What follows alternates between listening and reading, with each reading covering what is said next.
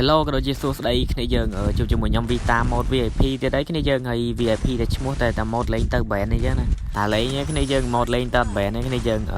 ថ្ងៃនេះគឺថាខ្ញុំចេញមក free mode មួយអញ្ចឹងណាគ្នាយើង mode នេះបាញ់កចូលក្បាលគ្នាយើងដូចជាគ្នាយើងបានឃើញខ្ញុំលេង custom អញ្ចឹងគ្នាយើងគឺបាញ់កចូលក្បាលអញ្ចឹងណាហើយអត់មានដឹងទេគ្នាយើង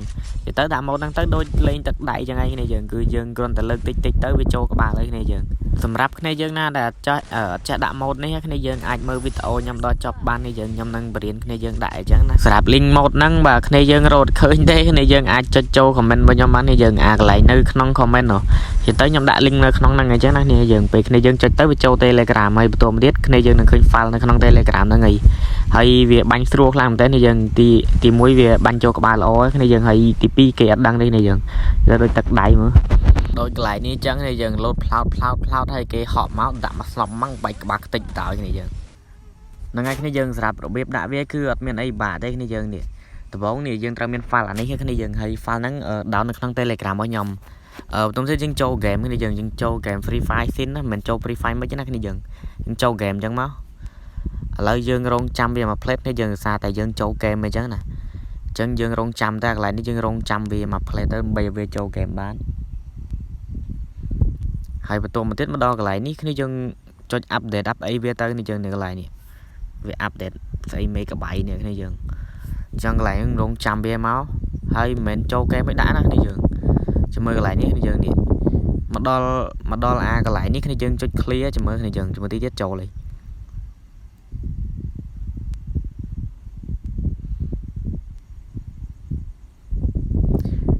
នេះគ្នាយើងមកដល់កន្លែងនេះគ្នាយើង clear ចេះ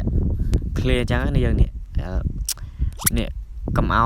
យវាចូលទៅក្នុង game គ្នាយើង clear វាកន្លែងហ្នឹង clear អញ្ចឹងមក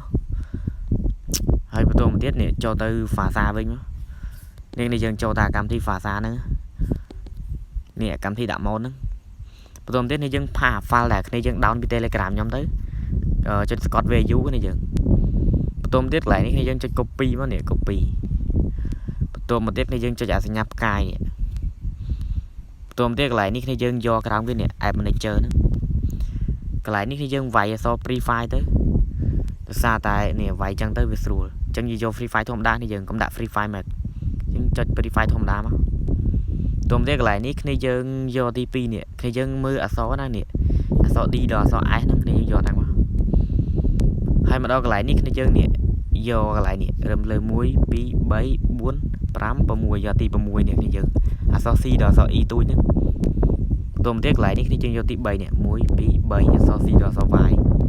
ហើយកន្លែងនេះគ្នាយើងចុចចូលមួយទៀតហើយកន្លែងនេះក៏ចុចចូលដែរហើយកន្លែងនេះគ្នាយើងនេះយកកន្លែង avatar នេះគ្នាយើងយកអាហ្នឹងមកទៅទៀតគ្នាយើងផាសកន្លែងនេះមកកន្លែងនេះចុចផាសមួយទៀតហើយកន្លែងនេះចុចអាហ្នឹងមួយទៀតមកតែប៉ុណ្ណឹងបានហើយទៅទៀតយើង clear វាចឹងគ្នាយើង clear នេះយើងចូលទៅ free file ចឹងណា